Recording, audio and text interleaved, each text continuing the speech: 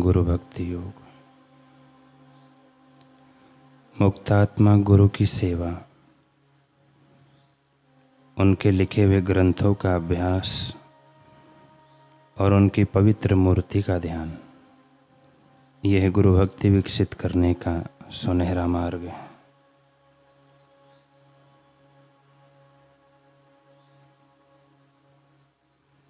जो शिष्य नाम, कीर्ति, सत्ता, धन और विषय वासना के पीछे दौड़ता है, वह सद्गुरु के चरण कमलों के प्रति सच्चा भक्ति भाव नहीं रख सकता है।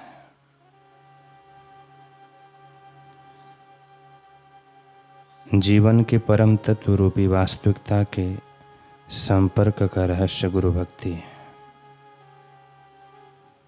जिन्होंने प्रभु को निहारा है और जो योग्य शिष्य को प्रभु के दर्शन करवाते हैं, वे ही सच्चे गुरु हैं।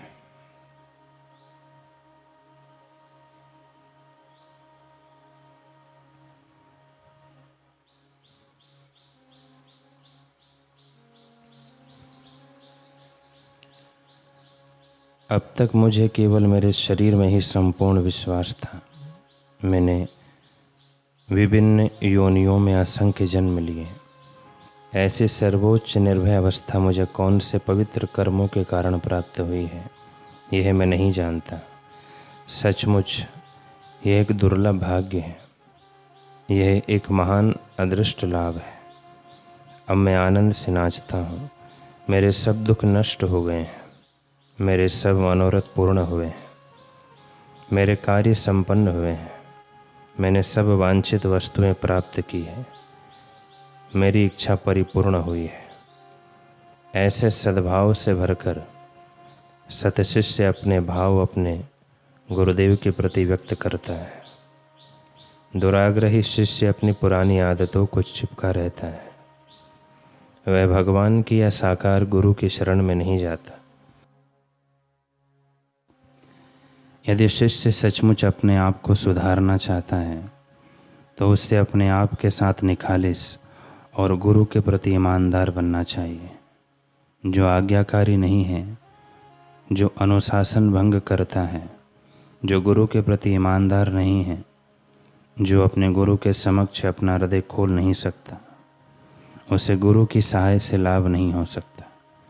वह अपने द्वारा ही सर्जित कीचड़ में फंसा रहता है।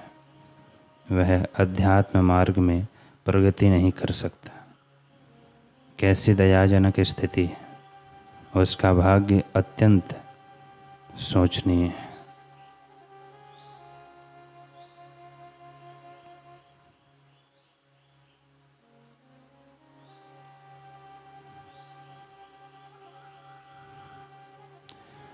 प्रसंग है गोविंद सिंह जी का। बीबी झाला ने भक्ति में ऐसे मुकाम को पाया जिसे ही विरले ही पाते हैं, लेकिन यह शिखर ऐसे ही नहीं छू लिया गया। वह यूं ही इतनी ऊंची नहीं उठ गई। इसके लिए समर्पण, बलिदान, प्रेम व विश्वास के कौन कौन से पहाड़ों पर उसे चढ़ना पड़ा जानते हैं हम इन प्रसंग के द्वारा। बीबी झाला किसी समय संसार की भीड़ का ही एक हिस्सा थे। भले ही उसका चरित्र व व्यवहार आसमां में टिमटिमाते तारे की तरह जगमगता, लेकिन तारे भी तो असंख्य होते हैं। जैसे नित्य कोई तारा टूटता रहता है, वैसे भी कभी टूट जाना था। सौभाग्य से उसका पति केसरमल बहुत भला था, सब अच्छा था और उसकी गृहस्थी के चलते पहियों ने एक लंबा सफ़र तय कर लिया। विजय नाम का उसका पुत्र युवा हो चला, पर सब सांसारिक सुख होते हुए भी बीबी झाला के दिल की धक धक द्वारा खटखटाती रहती कि जीवन में किसी एक के अभाव में सब सोना है। परंतु वह एक कौन था, बस उसी का पता नहीं मिल रहा था। फिर एक दिन केसरमल गांव की चौपाल में बैठा था तो वहाँ 3-4 लोग गुरुदेव श्री गोविंद सिंह जी की मीठी चर्चा कर रहे थे। ओहो गजब! उसको सुनकर केसरमल को इतना सुकून मिला जैसे कि परदेश बैठे अपने प्रीतम की चर्चा सुनकर नवेली सुहागिन को मिलता है। घर पहुंचते ही उसने अपनी पत्नी बीबी झाला को बताया तो वहाँ भी असर लाजवाब था। अब तो वह प्रतिदिन का क्रम बन गया। केसरमल चौपाल से जैसे सुनकर आता वैसा उससे भी बढ़कर अपनी पत्नी झाला को सुनाता, और सुनाता भी ऐसे जैसे स्वयं गुरुदेव को जन्मों से जानता हो। बीबी झाला भी बेसब्री से केसरमल के लौटने का इंतज़ार करने लगी कि कब आए और प्रसंग सुनने को मिले। उसके आने का समय होते ही भोजन की थाली सजा कर रख देती ताकि आते ही भोजन से निवृत्त होकर दोनों गुरुदेव की महिमा गा सके। लेकिन केसरमल के घर लौटते ही दोनों के बीच गुरु चर्चा ऐसी शुरू होती कि थाली में पड़ी रोटियां मुंह ताकती कि हमें कब खाएंगे, अब खाएंगे। रोटियां मायूस हो जाती। आसमां पर टिमटिम करते तारे तक सो जाते। सूरज चढ़ा आता, परंतु इन दोनों का मन गुरु की महिमा गाते सुनते ना थकता। जब किसी के दिल में गुरु के लिए सच्चा प्रेम हो तो गुरुदेव मिलन की व्यवस्था भी स्वयं ही कर देते हैं। हम सभी का ये अनुभव है।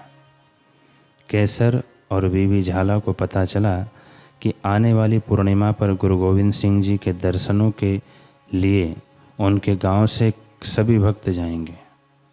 भौरों के इस टोली का वे दोनों हिस्सा ना बनते ये कैसे संभव था।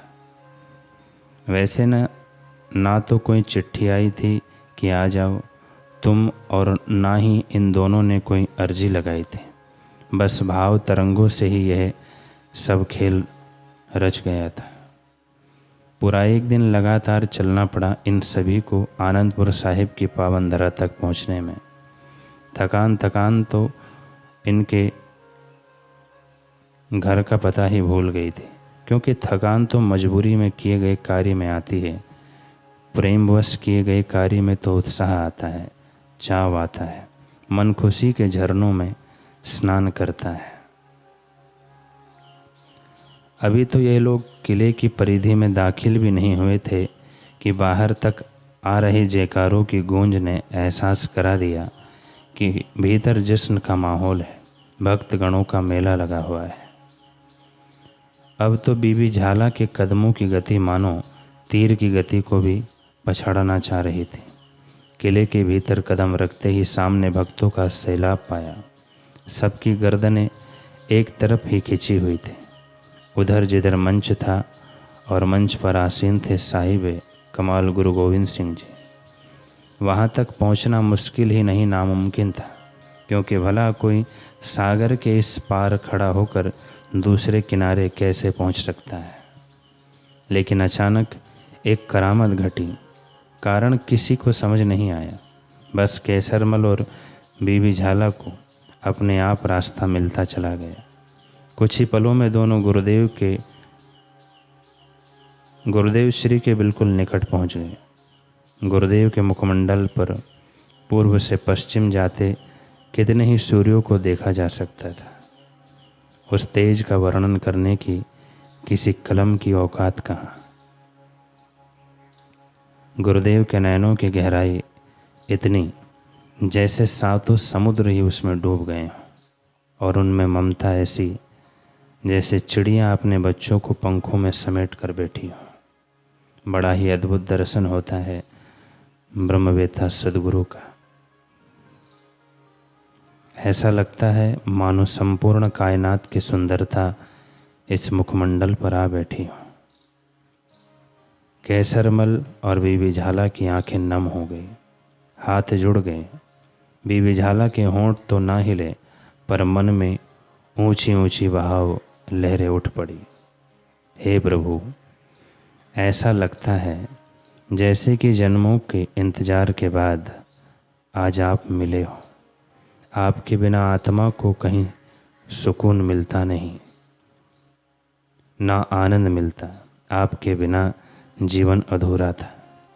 हे गुरुदेव, अब आप हमें अपने श्री चरणों से कभी विलग मत होने देना। अपने आंचल में समेट कर रखना। दोनों भक्त दर्शन कर रहे हैं, मन ही मन प्रार्थना कर रहे हैं।